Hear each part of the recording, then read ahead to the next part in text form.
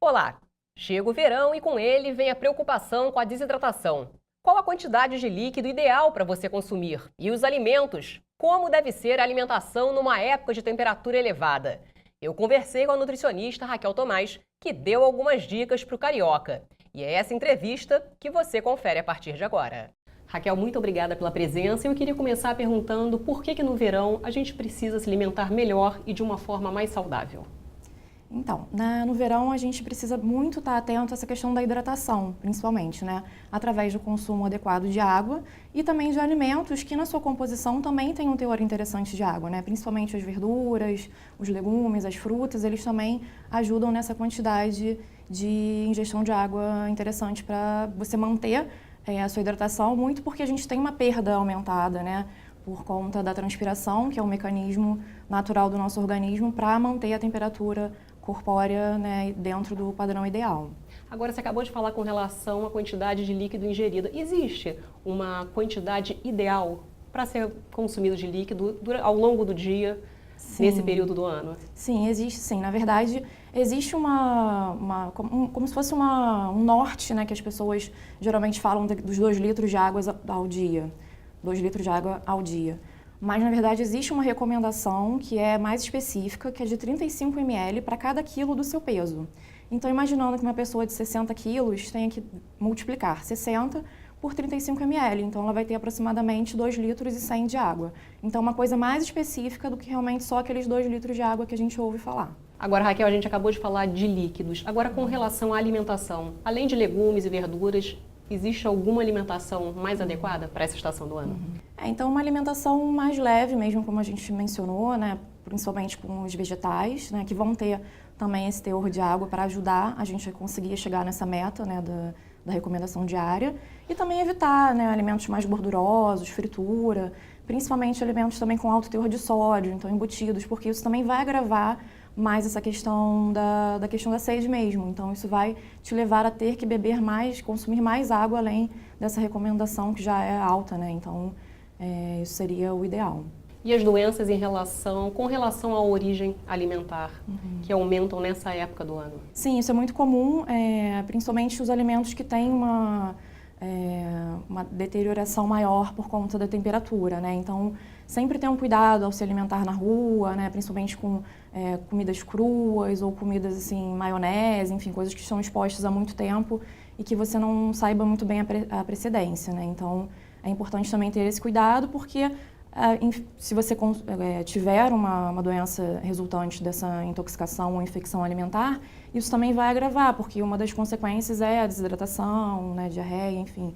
Então, temos que estar atentos à questão da alimentação, principalmente na rua. E existe algum alimento que deve ser evitado no verão? Evitado, não, mas eu não aconselharia o excesso do álcool, por exemplo, porque ele tem uma substância que ele vai estimular que você aumente a produção de urina. Então, com isso, você vai aumentar a sua desidratação, né, no consumo do álcool. Então, o ideal é que você consuma o menos possível, né, de maneira moderada, e sempre que for fazer esse consumo, intercalar com água para você realmente evitar essa questão da desidratação, ou ao menos diminuir o máximo possível. Qual o segredo, Raquel, de uma boa alimentação?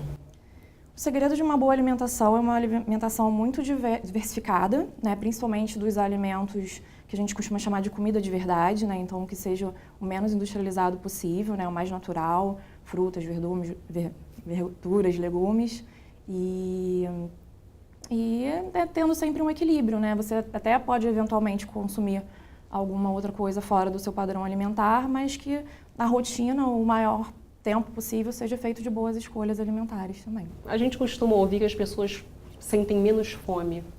Isso é verdade mesmo? Por que isso acontece?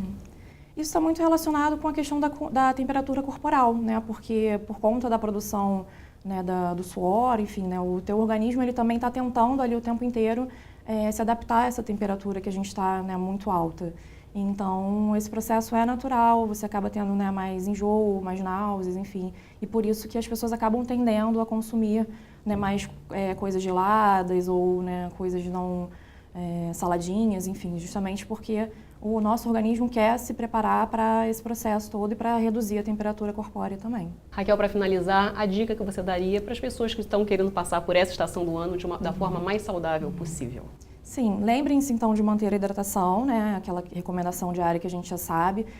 Hoje em dia existem muitas facilidades também, até para lembrar de beber água, então aplicativos que você pode instalar no seu celular, saborizar a água. Algumas pessoas, né, às vezes não comentam que não gostam muito de beber água, né? Não gostam do sabor, apesar da gente saber que a água não tem um sabor, né? Então, mas você pode colocar hortelã, canela, enfim, criar algumas alternativas que vão te ajudar nesse consumo também. Se alimentar de maneira consciente, né? Então, né, sempre equilibrada e, né, evitar os excessos, como eu mencionei, de embutidos, coisas muito salgadas, enfim, e priorizar a comida de verdade, né, que é o mais natural possível. E só para a gente esclarecer, líquido que você quer dizer é sempre água. A gente nunca pode substituir a água ou água de coco, que não deixa de ser água, de repente por um suco. Você pode até substituir, mas lembrando que a água é o único que não vai ter nenhuma caloria, né? Então, você pode consumir o suco, mas lembrando que sempre vai ter ali uma caloria a mais, né? Então, eu gosto de dar o exemplo, por exemplo, do suco de laranja, que, né, quando você consome uma fruta, você geralmente consome uma laranja. Quando você vai fazer um suco de laranja, você coloca ali 4 laranjas, né? Então você aumenta bastante aquela quantidade calórica. Então, se é uma pessoa que está buscando um emagrecimento, talvez consumir em excesso pode atrapalhar. Não é que ele não possa estar presente, ele é rico em nutrientes, ele pode aparecer ali em alguns momentos sim. Mas lembrando que a água é o principal. E aí você pode compor com sucos, chá também pode ser uma opção, mas lembrando também que as ervas têm seus efeitos medicinais, então também não pode abusar muito, né? Geralmente ali no máximo até 3 xícaras ao dia, mas a maior parte que seja da água mesmo. Muito obrigada pela presença, Raquel. Obrigada, que agradeço.